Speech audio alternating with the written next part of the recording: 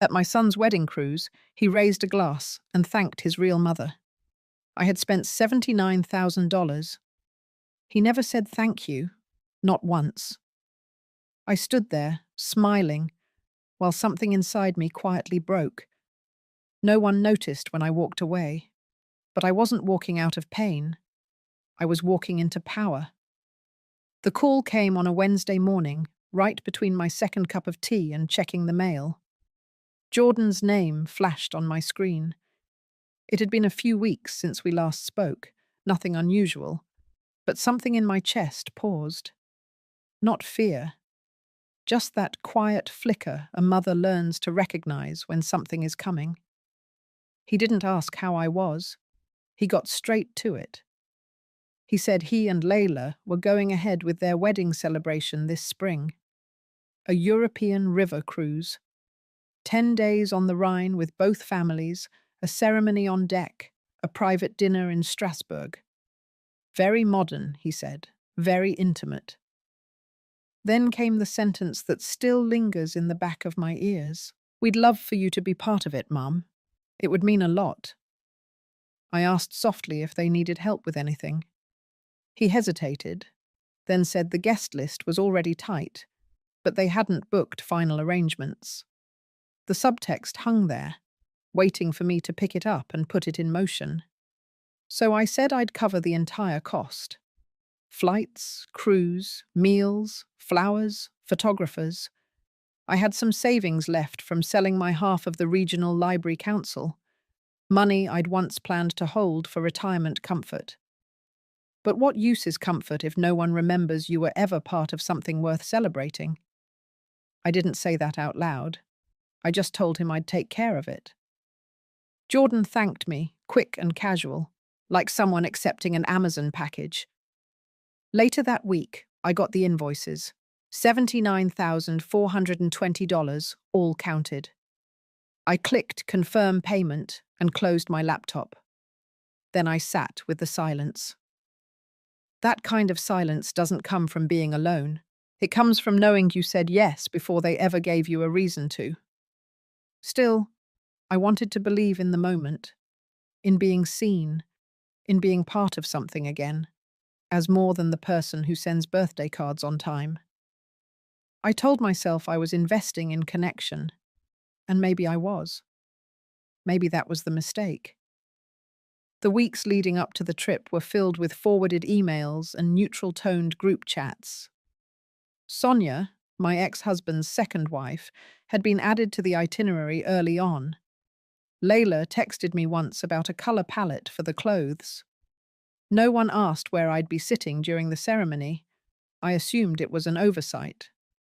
Oversights happen, especially when your presence is more utility than celebration.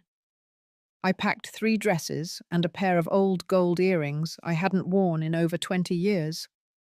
The day before departure, I polished my shoes until they looked new, or at least newer than I felt. The morning we left, I stood in line behind Sonia at the check-in counter. She chatted with Layla, laughing about lavender hotels and French bakery tours.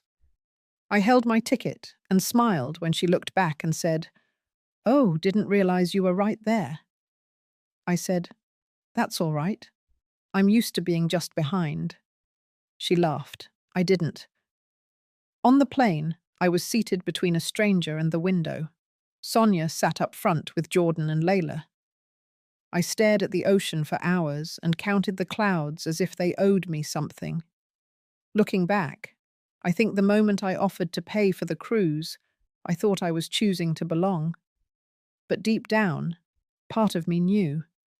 You can't buy your way into someone's heart if they've already replaced you. If this story speaks to something you've felt before, I hope you'll stay with me. Not because it's easy to tell, but because silence has a shape. And sometimes it sounds like a mother waiting to be called by her name. We arrived in Amsterdam on a grey morning, clouds stretched thin like worn linen. The air smelled faintly of rain and exhaust, and the sidewalks shimmered with leftover mist. Jordan was already there with Layla and Sonia. They were standing near the baggage carousel, laughing about something I couldn't hear. Sonia wore a silk scarf the color of bone and held her passport in a leather case monogrammed in gold. She looked polished, practiced, like she had traveled in and out of family roles many times before. Layla greeted me with a brief smile. Jordan gave me a one-armed hug, distracted by something on his phone. The driver they'd hired, someone with a crisp black hat and practiced patience, took Sonia's bags first. I handed over mine quietly. No one noticed I'd brought fewer things. I had packed light on purpose. There's no point carrying too much when you're already arriving heavy. When we boarded the cruise ship later that afternoon, Sonia was escorted to the top deck suite. A steward offered to carry her things and brought her a chilled glass of white wine before she even set foot inside the room. Jordan told her the view from there would be perfect for sunrise. She smiled like she already knew. I was directed to a room on the lower deck, near the rear. When I checked the name on the cabin door, it wasn't even spelled right. I didn't correct anyone. The room had no window, and the air was tinged with something metallic, maybe old pipework or salt left behind. I sat on the edge of the bed, letting the quiet settle around me. Then I took out the itinerary and stared at the schedule. Welcome dinner at 7, formal attire, assigned seating. At dinner, Sonia entered first.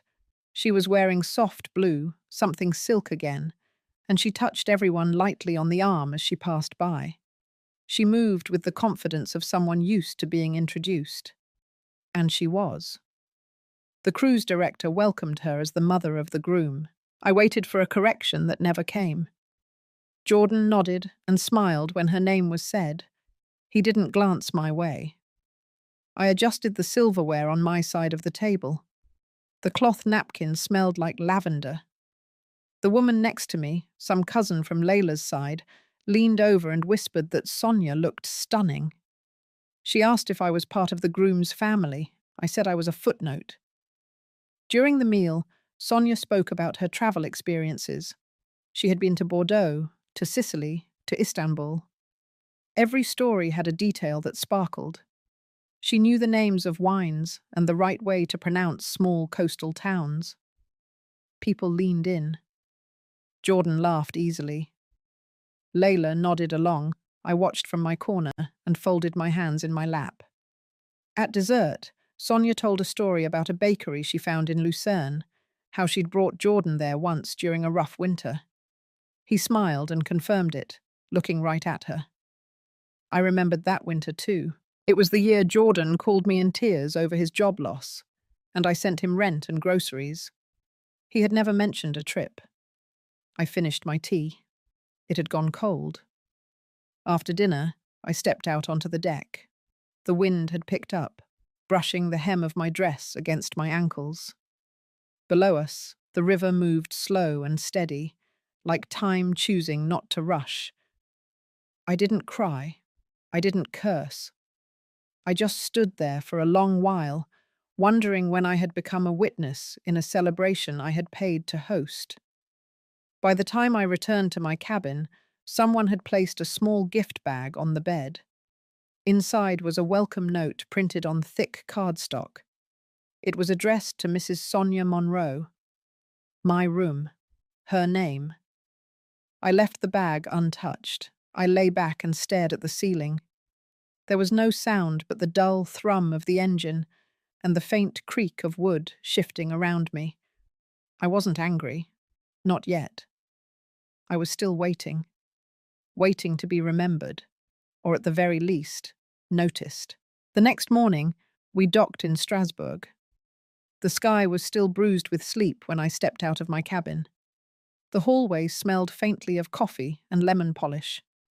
I made my way up toward the breakfast area alone. I didn't see anyone from our group, which didn't surprise me. They had late-night wine and late-morning starts. I took my coffee to the rear deck. The river looked different in the daylight. It moved with grace, cutting slowly through the city that still wore its medieval bones.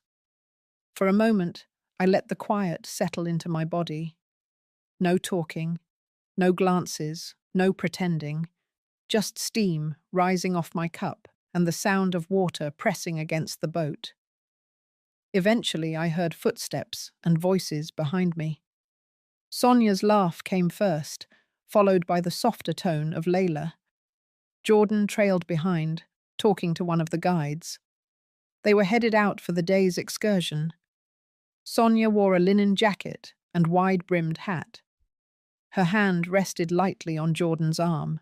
A few minutes later, the tour guide approached the group, clipboard in hand, reading names aloud. I waited to hear mine. The guide hesitated, looked back down at the list, and then looked up at Sonia. Mother of the groom, right? Sonia nodded. Jordan didn't correct him. Not a pause, not a flicker of hesitation, just silence. I felt something shift, quiet and sharp, beneath my ribs. I said nothing. Just stood there and watched as the rest of the group followed the guide into the narrow streets of Strasbourg. I joined at the back of the line, keeping my distance. We stopped by the cathedral, a towering lace of stone and shadow. The guide explained its history, pointing out the astronomical clock, the flying buttresses. Sonia took photos with Layla near the fountains. Jordan stood beside them. I waited near the edge of the group. An older couple from the bride's side asked Sonia how long she'd been Jordan's mother. She smiled warmly and said, almost too gently, that she had raised him since he was a teenager. Then she added, "Some bonds go deeper than blood." That was when I knew. This wasn't an accident. It wasn't thoughtlessness or last-minute confusion. It was a replacement, not in name, not on paper, but in presence, in perception, in every shared glance and every unspoken nod. Sonia had been allowed to stand in my place, and Jordan had let her. After the tour, we returned to the boat for lunch. I didn't sit with them. I chose a small table in the corner, facing the water. The server, a young woman with tired eyes and a kind voice, brought me bread and soup. I thanked her quietly. Sonia passed by on her way to the upper deck lounge. She paused at my table and said I should try the duck confit later in the week. It was her favorite. I nodded, smiled faintly. She didn't notice the way I clutched my napkin. That afternoon, we had free time before the next leg of the cruise. I decided to wander into the city alone. Strasbourg felt old in a way that comforted me. Streets curved without logic. Windows opened to flower boxes. Locals moved slowly, deliberately. I walked without a destination, just following the cobblestones until I reached a small bookstore tucked behind an alley. Inside, it smelled of wood and paper and time. I bought a used journal, nothing fancy, just soft cream pages and a blue fabric spine. I didn't know what I planned to write in it, but I needed something to hold the thoughts I couldn't speak. When I returned to the boat, the evening light had turned the river gold. I sat on my bed and opened the journal to the first page. My hand hesitated over the blank space. Then I wrote 6 words. I am not who they see. Dinner that night was more casual. A buffet on the main deck, people laughing over small plates and too much wine. I took mine to the far edge, where I could watch the current and feel the wind. Sonia made her rounds. She had become something of a hostess, joking, pouring drinks, adjusting the tempo of conversation. At one point, Layla came over and said Jordan would be giving a short toast the next evening to thank everyone. I nodded politely. She smiled and left. I stayed out there long after the plates were cleared, long after the music started. I watched the shadows slide over the water. I thought of the times I had been up late with Jordan as a baby, rocking him through his fevers, warming milk on the stove while I was too tired to keep my own eyes open. I wondered if he remembered any of it, or if those memories had quietly been replaced, rewritten with newer ones that fit someone else's version of comfort. Back in my cabin, I opened the journal again. I didn't write more. I just held it, like it might absorb the weight of the silence I had carried all day. That night, I didn't sleep. I stared at the ceiling and listened to the soft rhythm of the ship moving forward. Not fast, but steady, relentless, like forgetting, like letting go. The following day, the ship drifted slowly down the Rhine, passing quiet towns with red rooftops and crooked chimneys. I watched from the top deck, bundled in my shawl, as morning fog slid off the hills. I wasn't looking at the scenery, not really. I was watching her. Sonia moved easily now. She no longer lingered near the edges of the group. She stood front and center beside Jordan, her hand on his back when he spoke, her voice rising just loud enough to offer suggestions before anyone asked. She had become more than familiar. She had become established. After breakfast, a wine tasting had been arranged in a small cellar near Rudesheim. A dozen of us stepped into the cool, candlelit space with its stone walls and long wooden tables. Sonia sat at the head, beside the sommelier. She waved the rest of us toward the benches with a hostess's grace. Jordan sat next to her, chatting about notes of cherry and oak as if he had grown up swirling glasses at Sunday dinner. I remembered the boy who once coughed through his first sip of ginger ale and insisted it tasted like soap. But no one here knew that version of him. That version didn't belong to the narrative Sonia had spent years crafting. Halfway through the tasting, Layla passed her phone to Sonia to show her a picture from the engagement dinner. Sonia beamed and told her it was her favorite evening. I had been there too, seated 2 chairs down, quietly refilling water glasses when the waiter forgot. Not one photo had included me. Later that afternoon, I stepped into the ship's library to be alone. It was a small room, quiet and mostly unused. Shelves lined with books in multiple languages, a few magazines, some crossword puzzles half finished. I sat near the window with my journal in my lap and wrote 2 short lines. She doesn't have my history, but she has my place. I stayed there until the sun began to dip low, casting gold streaks across the river. When I returned to my cabin, a printed agenda had been slipped under my door. It was for the following evening. Jordan's toast. The note read, "Formal cocktail attire, rooftop lounge, reserved seating." Dinner that evening was hosted at a vineyard just outside the next port. A van took us through winding roads as Sonia chatted with the driver, asking about local varietals and how late the vines were harvested. She knew the right questions, or at least the ones that made her appear fluent in belonging. At the vineyard, we were greeted with glasses of Riesling and a tour of the grounds. Jordan walked beside Sonia, Layla just behind. I remained with the back half of the group. No one seemed to notice. During the tour, the guide stopped near the oldest vines and asked Jordan to introduce his family to the group.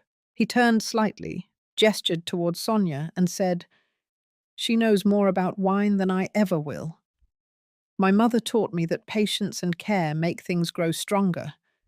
It wasn't clear who he meant, but the way Sonia smiled, the way she rested her hand on his arm again, told everyone exactly what they were supposed to believe.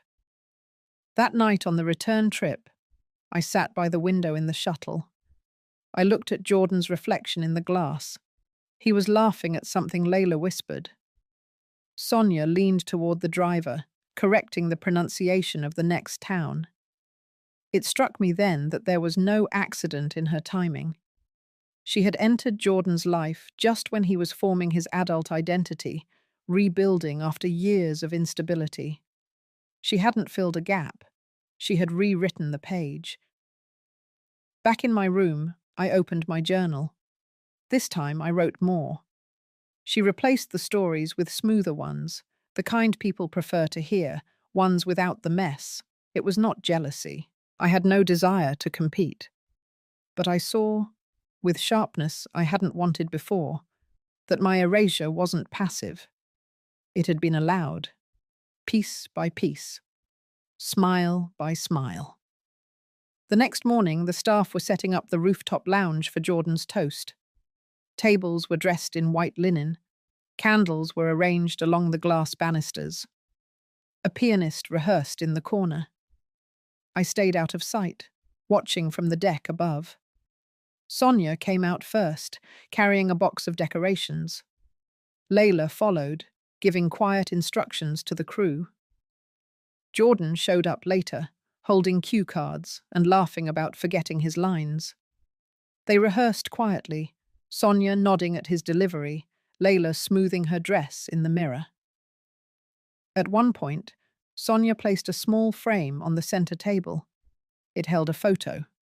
I couldn't see it clearly, but I knew the shape of that image. It wasn't mine. After they left, I walked down and stood near the setup. The candles had not yet been lit. The music had gone still. I looked at the photo on the table. It was Jordan and Sonia, taken years ago at what looked like a holiday gathering. He was smiling. She had her arm around him. There was no room left on that table. No extra frame. No nod to anything before her. I didn't touch it. I didn't move anything. I just stood there, long enough to feel the cold through the soles of my shoes, and then returned to my room without saying a word. That night, I knew the toast would be the final piece, the confirmation, and I knew I wouldn't interrupt it. I wasn't there to be seen anymore. I was there to listen, one last time, before I decided what came next. The evening of the toast arrived cloaked in calm. The river outside glowed with the last of the sun's reflection, glassy and slow. A breeze carried the scent of pine and distant smoke. On the rooftop lounge, the space had been transformed. Candles flickered inside hurricane glasses. Champagne flutes sat waiting, lined like polished soldiers. I dressed quietly in my room. The navy dress I chose was one I hadn't worn in years. It had been too formal for most things, too plain for others. But tonight, it fit the silence I carried. I pulled my hair back, added a single silver pin, and slipped my notebook into my small clutch. I wasn't sure why. Maybe I just needed to carry something that was mine. When I stepped onto the rooftop, the laughter was already building. People clinked glasses, complimented outfits, admired the view. Sonia stood near the main table, relaxed and poised. She wore a charcoal grey gown with soft beading along the sleeves. It shimmered when she moved. Layla adjusted the place cards and kissed her lightly on the cheek. Jordan stood beside them, flipping his cue cards nervously, pretending not to. He looked grown in a way I hadn't fully seen before. His shoulders straighter, his voice lower, but I didn't see myself in him anymore. That line had blurred too far back. I made my way to the edge of the gathering and sat near the back. My seat wasn't labelled, no card, no sign, but I knew better than to ask. The pianist began a gentle tune. Then Layla gave a small nod, and Jordan stepped forward. He cleared his throat, smiled at the crowd, then began. He spoke of love, of patience, of choosing family over blood. He thanked the guests for travelling, for supporting their journey, and then he paused, lifted his glass, and turned towards Sonia. He said, "Life doesn't always give you the mother you're born to. Sometimes it gives you the one you need." Everyone clapped. Layla wiped a tear. Sonia pressed her hand to her chest. Jordan leaned down and kissed her temple. I didn't move. My hands rested in my lap, folded calmly. But inside, something quiet and ancient cracked open. It wasn't rage, it was deeper than that. A kind of sorrow that doesn't beg to be fixed, just to be acknowledged. The pianist shifted to a brighter melody. People returned to their drinks. Servers appeared with trays of appetizers. Conversations resumed as if nothing irreversible had just happened. I stepped away without sound, down one flight of stairs, then another, until I reached the lowest deck. There was no one there, just the soft thrum of the engine and the steady breath of the river brushing past. I sat at the far end, under a small light, and opened my notebook. I wrote it down. Every word. Not out of spite, but because words are the only things left when a voice no longer matters. I stayed there for over an hour. I don't remember the cold or the time passing. I just remember the stillness, the quiet of realizing you've been rewritten while still standing in the story. Eventually, I returned to my room. On the bed sat a small gift box tied in cream ribbon. The tag read, "Thank you for everything, Sonia and Jordan." I didn't open it. I placed it inside the closet and shut the door. I didn't need to see what version of gratitude it contained. The next morning, we docked in Heidelberg. Most of the group went on a castle tour. I stayed behind. My feet ached, but that wasn't why. I needed the distance, the pause. I wandered alone through the riverside promenade, stopping at a bench near a cafe. The air smelled of roasted beans and fallen leaves. I pulled out my notebook. I reread what I had written the night before. The words didn't sting. They steadied me. She was not the villain, but she took what was offered, and no one stopped her. Later that afternoon, back on the ship, Sonia passed me near the stairwell. She smiled and said it had been such a magical evening. Then she added, "I hope you know how proud Jordan is of the life he's built." She said it gently, as if to comfort, as if I hadn't been part of building it. I simply nodded. I didn't tell her about the mortgage I helped him pay for, the loans I took to support his degree, the late-night phone calls when he almost dropped out. None of that mattered now. Not to her, not to them. It only mattered that I knew. That night, I didn't attend the group dinner. I ate a sandwich in my cabin, cut diagonally like I used to do for Jordan when he was 5. I sat cross-legged on the bed, watching the water roll by through the porthole. I thought of all the things I could say. To Jordan, to Layla, even to Sonia. But silence, I've learned, is not the absence of speech. It's the reclaiming of space. And I had decided to make space for myself. Finally, quietly, without asking permission. The river moved onward, slow and wide, just like me. The day after the toast, the ship docked in Koblenz.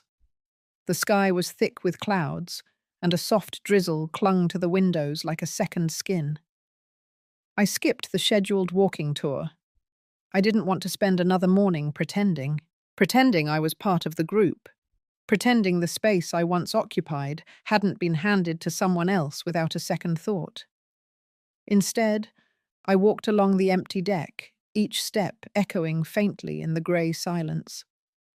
The crew was busy with preparations for that evening's dinner event in the lounge, something themed and festive. I didn't plan to attend. When I reached the far end of the ship, I sat down near the railing. Below, the water moved quietly, unaware of what it carried. I watched the surface ripple and break against the hull, and I began to feel something unfamiliar. Not anger, not sadness. Something else. The beginning of distance. For the first time in days, I stopped thinking about Sonia. I stopped replaying Jordan's toast in my head, stopped scanning each moment for signs of recognition or regret. They had made their choice. What I did next would be mine. I took out my notebook and began to write. I wrote about the early years, about making eggs and toast while balancing a screaming baby on my hip, about working overtime shifts and still making it to every parent-teacher meeting, about sewing Jordan's Halloween costumes from scratch when money was tight. I wrote about birthdays he barely remembered and nights when his fever wouldn't break, and I held his hand until morning. I wasn't writing to prove anything. I was writing to remind myself that I was there, that I had lived those years, that I had mattered.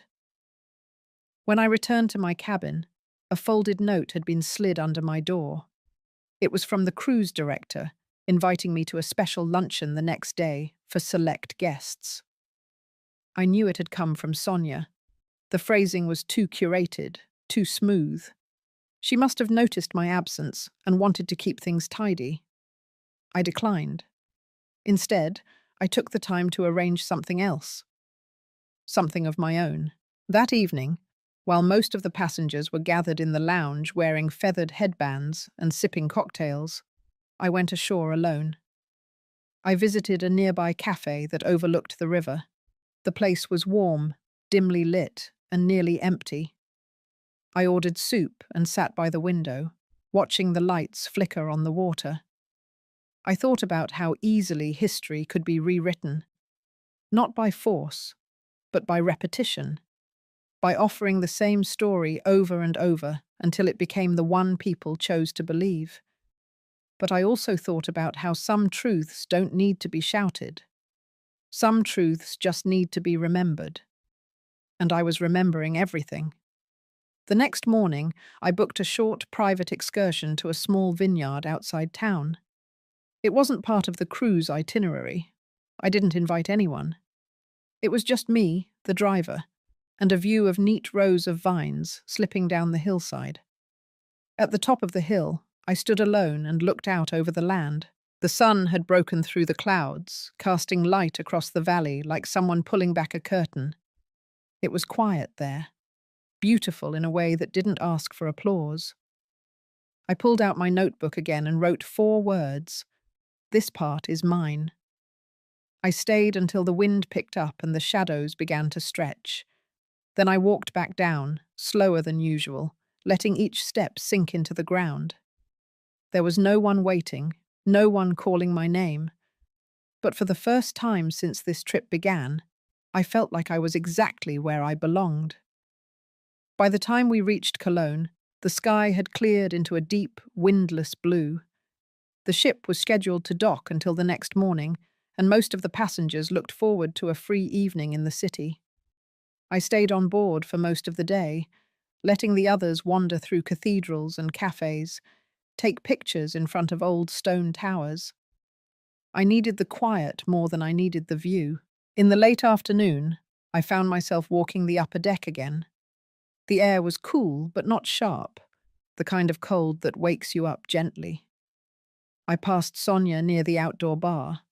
She was laughing with 2 other women, her scarf tied neatly at her neck, holding a glass of champagne like she had always belonged in this circle. She didn't notice me. Or if she did, she gave no sign of it. That night, the ship hosted a masquerade party in the ballroom. I hadn't planned to attend, but something about the idea of masks, of everyone pretending to be something else, pulled at me. I put on a simple black dress and walked down just as the music started. The room sparkled with candlelight. Gold and silver masks, velvet gowns, tuxedos. There was music and clapping, plates of cheese and fruit, voices lifted high with wine. No one noticed me at first. That was fine. I wasn't there to be seen. I was there to see. And I did. I saw Sonia glide from group to group, offering compliments like little silk envelopes. I saw Layla dancing with her hands in the air, carefree and unburdened. And I saw Jordan. He stood at the edge of the room, watching Sonia speak with a couple from Florida. His face looked proud, too proud, like a man who believed his version of the story had been sealed and bound. He spotted me a moment later. He smiled quickly, the kind of smile people give when they're unsure if they've been caught in something or just surprised. He walked over, glass in hand. He said he hadn't seen me at lunch. He asked if I was enjoying the trip. I nodded. He told me the next stop was Amsterdam, and Layla had found a rooftop brunch place she wanted to try. Then he mentioned that Sonia was planning something special for their anniversary in a few months. A surprise cruise, just the two of them. I asked if he was happy. He paused.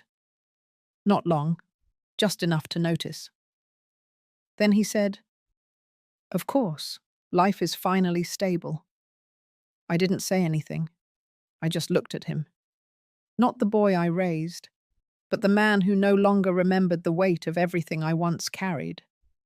Or maybe he remembered, but it no longer mattered to him. He excused himself to join the others. I watched him go. There was no bitterness in my chest, only space. A wide, echoing space that used to be filled with expectation. I left the ballroom early. I walked along the outer deck and stopped near the stern. The wind picked up just enough to pull at my coat. I closed my eyes and breathed in the night. Back in my cabin, I opened the drawer beside the bed. I took out the envelope I'd been keeping since the second day of the trip. The one Jordan had handed me quickly and never mentioned again. Inside was the reimbursement request for the wedding planning expenses. Hotel blocks, flower arrangements, Sonia's dress alteration. The cruise, all marked as paid by me. No note of thanks, no receipt. Just a formality, a silent expectation that I would give, as I always had. I set it aside. I opened my journal. Tonight, I wrote more than I had in days. I wrote about watching someone forget you while still holding pieces of what you gave them. I wrote about seeing your place taken, not with force, but with applause. I wrote about the quiet ache of realizing that love, when taken for granted long enough, turns invisible. But I also wrote this: there is still time to choose what kind of ending I will accept. I closed the journal and stared at the ceiling, not with pain, but with clarity. The cruise was nearing its end, 2 more days, and I had been silent long enough. I would not raise my voice. I would not disrupt the calm surface they all clung to. But I would act, quietly, precisely. And when I did, the story they had written would no longer be the only one that remained. The morning we arrived in Amsterdam, the ship eased into port beneath a slate-coloured sky. I stood at the upper deck railing before sunrise, watching as the city slowly took shape.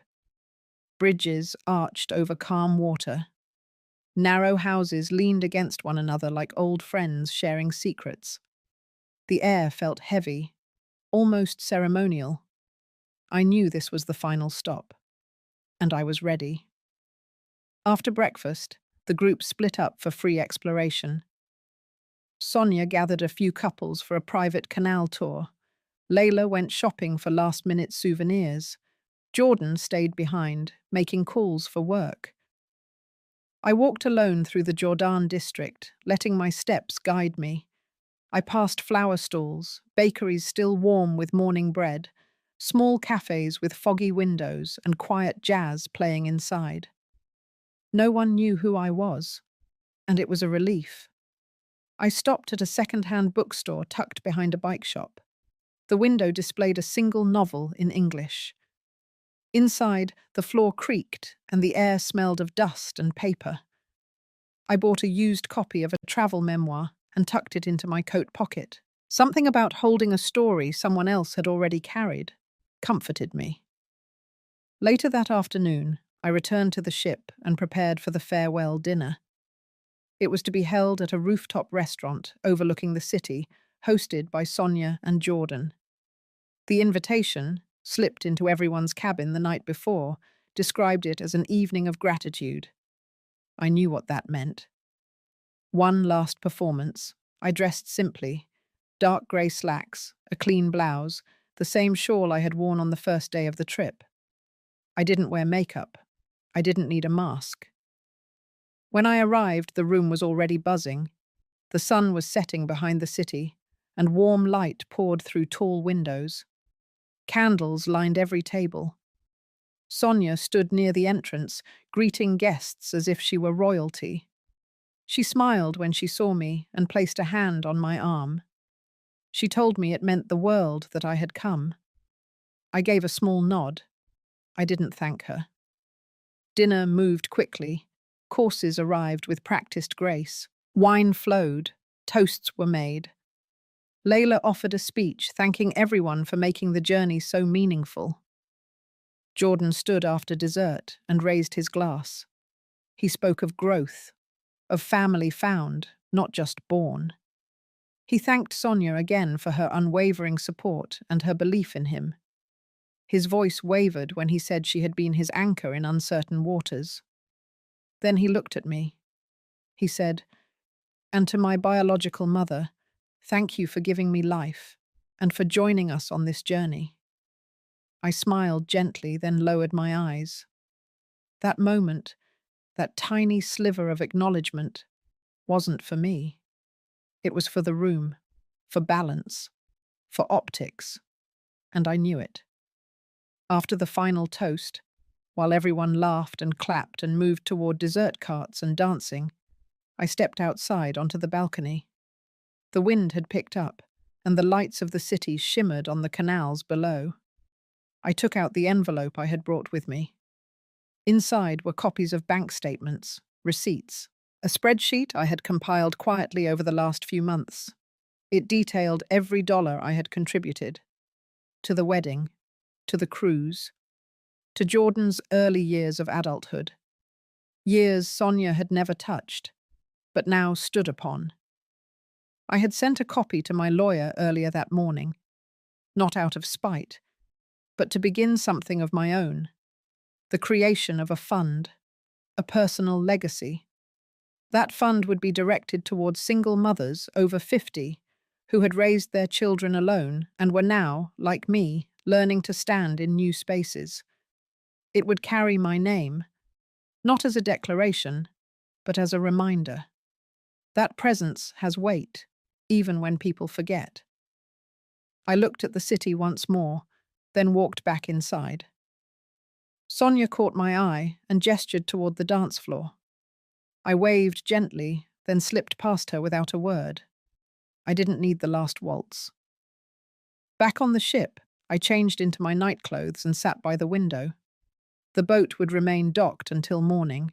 I watched as lights blinked on in nearby buildings, stories unfolding behind curtain signs, laughter rising from the sidewalks below. I opened my journal. I wrote one sentence. I do not disappear. It was not defiant. It was not a plea. It was truth. I closed the book, turned off the light, and rested my hand on my chest. I had not been chosen for the spotlight. I had not been thanked properly, but I had remembered who I was, and that was more than enough. The morning of departure came quietly.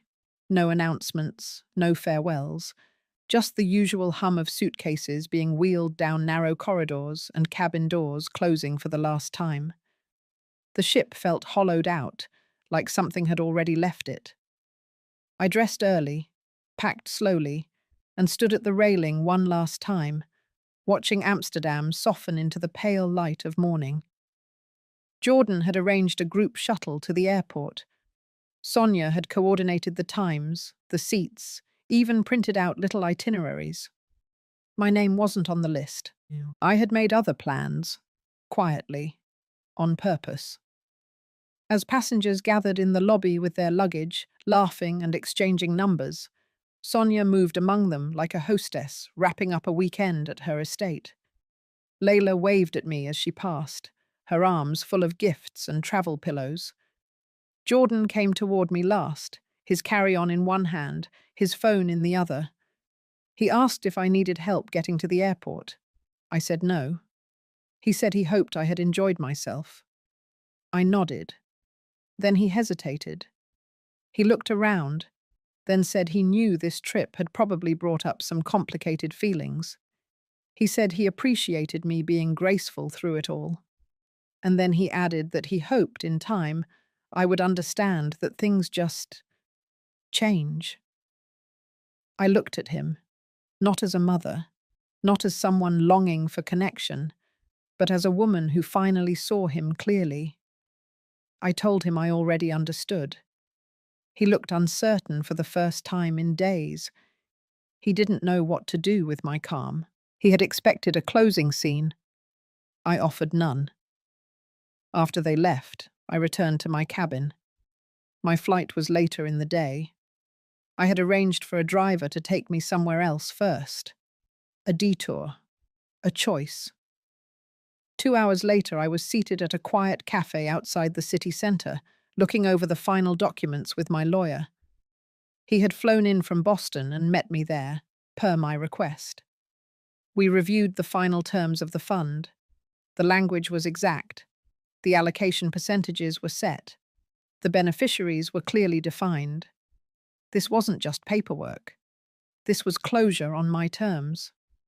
The trust, which I had named after my mother's maiden name, would become active in 30 days. It would begin with a modest amount, but there were clauses for future expansion. Annual contributions, a vision statement, scholarships for older women returning to school, microloans for women starting late-life businesses, wellness, grants for mothers over 60 who had spent decades caring for others with little care left for themselves. I signed my name on the last page and placed the pen down slowly. My lawyer looked at me and said it was one of the most specific and intentional plans he had seen in years. I smiled and said I had time to think. We finished the meeting over coffee. Then I walked alone through a quiet park nearby. I watched a young girl feed pigeon with her grandmother. The older woman's hands were steady, careful. I wondered what kind of life she had lived, if she had also been erased in some room, and if she too had found a way back to herself. Later that afternoon, I boarded my flight home. On the plane, I sat by the window and thought about what I would take with me. Not the memories of the toast, not the echo of Jordan's half-formed apology, not Sonia's glittering presence or Layla's shallow warmth. I would take the quiet night in Koblenz when I finally exhaled. I would take the moment in the vineyard when the wind brushed my hair, and I realized I still belonged to myself. I would take the words I had written in my journal, proof that I had been here, that I had seen everything, that I had chosen to remember. And I would take the knowledge that the most meaningful legacy I could leave wasn't a wedding paid for or a cruise funded in silence. It was this, a future that remembered women like me. As the plane lifted above the city, I closed my eyes. I didn't replay the trip. I didn't rehearse conversations that never happened. I just breathed. I arrived back home to a quiet house and a stack of mail on the kitchen counter. I unpacked slowly, washed a load of clothes, made tea. That night, I sat on the couch with my feet tucked under a blanket and opened my journal. I turned to a blank page, and I wrote, I thought this was the end of something, but it was the beginning. Then I closed the book and watched the wind bend the branches outside. I was no longer part of someone else's celebration. I was writing my own. A week after I returned home, a package arrived at my door.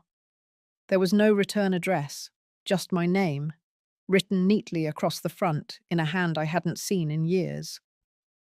I opened it slowly. Inside was a framed photo from the cruise, a group shot taken at the farewell dinner, everyone smiling, glasses raised. Sonia centered in the front, Jordan off to her side. I stood in the back corner, barely visible. There was a note tucked behind the frame, from Jordan. He wrote that he hoped I would display the photo as a keepsake from our special family journey. He thanked me again for everything I had done and said he hoped we could talk soon. He ended with a line that settled in my chest like cold metal. Time moves forward, Mum. Let's not stay stuck in the past. I set the frame on the table, face down. That same afternoon, I finalized my request with the family attorney. It wasn't revenge, it wasn't dramatic. I simply instructed him to make the necessary updates to my estate. The trust I had created in Amsterdam would be separated from any joint family holdings. All previous verbal understandings were to be voided. From now on, only what was written mattered. That night, I sat by the fire, sipping tea as wind scratched lightly at the windows. I thought about the years I had spent pouring myself into the lives of others, always believing that love would be enough to earn place, gratitude, remembrance. I had offered more than just money. I had offered presence. I had offered every version of myself I could stretch into. And still, I had watched someone else step into the space I had carved. I had watched my name drift further out of the story. But now, I had rewritten the ending. The next day, I walked through the neighborhood farmers market. The same vendors smiled at me. A woman at the flower stall offered me a discount on the last of her tulips. I bought a bundle and carried it home in a brown paper wrap. I filled a vase and placed them on my writing desk beside my journal. I spent the afternoon writing out the next phase of the fund. Not just the financials, but the outreach. How I would share it. Who I would partner with. I reached out to a women's advocacy group I had followed quietly for years. I scheduled a call with their director. I sent the proposal, the numbers, the mission statement. They responded that same evening. They wanted to help. In less than 3 days, my story, the one I had written in fragments and margins, began to take on a shape far larger than my personal grief. It became a beacon, a vessel for women like me, women who had lived invisible years and were now stepping forward with open eyes and unshaken dignity. By the following week, I was invited to speak at a local event. A small gathering, nothing grand. But when I stood at the podium, I didn't read from a speech. I told the truth. I spoke about what it meant to raise someone and still be left behind. I spoke about the moment I realized the only person who owed me acknowledgement was me. And I spoke about the way one quiet decision, made on a rainy morning in Amsterdam, had rippled into something no toast, no cruise, no photograph could ever replace. When I finished, the room was silent, not from discomfort, but from understanding. That kind of stillness only happens when someone else's pain finds its echo in your own. Afterward, a woman about my age approached me. She placed her hand gently on my forearm. She didn't say much, just this. "Thank you for reminding me I'm not done yet." That night, I wrote again. A new chapter, not of the past, but of the future. I began to imagine the letters I might one day receive from women who had been lifted by the very thing built from my loss. And I smiled. Jordan didn't call again. Sonia never reached out. Layla sent a holiday card, pre-printed and unsigned. But none of that mattered, because something had shifted. The center of the story was no longer theirs. It was mine. By late January, the snow had melted into thin streams that curled along the curb, and the days stretched just enough to make evening walks possible again. I had started a new routine. After dinner, I'd pull on my old boots and walk the quiet loop around my block, past the neighbors' porches, past the park bench where I used to sit with Jordan when he was small. The air was sharp but clean, and I liked the way it reminded me I was still here. Still breathing, still choosing. One afternoon, I received a letter, not a typed envelope or anything formal, just my name, written in black ink, soft and slanted. Inside was a simple card. The message was short. "I heard about the fund. I wish I had seen things differently. I hope you're well." There was no signature, but I recognized the handwriting. I didn't cry. I didn't rush to respond. I set it on the windowsill beside the tulips, which had started to dry at the edges, the petals curling inward like secrets, folding themselves shut. 2 days later, I got a call from the local library. They wanted to host a gathering for women over 60, a discussion on late life purpose and financial independence. Someone had shared my story. Would I speak? I said yes. At the event, the room was smaller than I expected, but full. A quiet hum filled the space, women shifting in their chairs, coats draped over armrests, notebooks balanced on their knees. I stood near the front and began with something simple. I told them I had been forgotten by people I raised, by people I fed, by people I stood behind while they took the credit and the spotlight and the applause.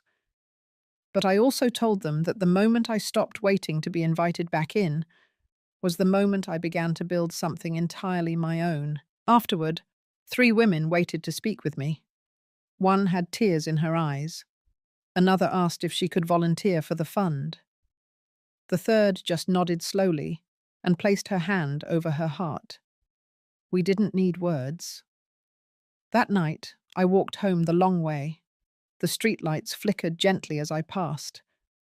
I thought about legacy, not the kind tied to property or names in stone, but the quieter kind, the kind built in rooms like that, in words shared between women who thought they were invisible, who now knew they weren't.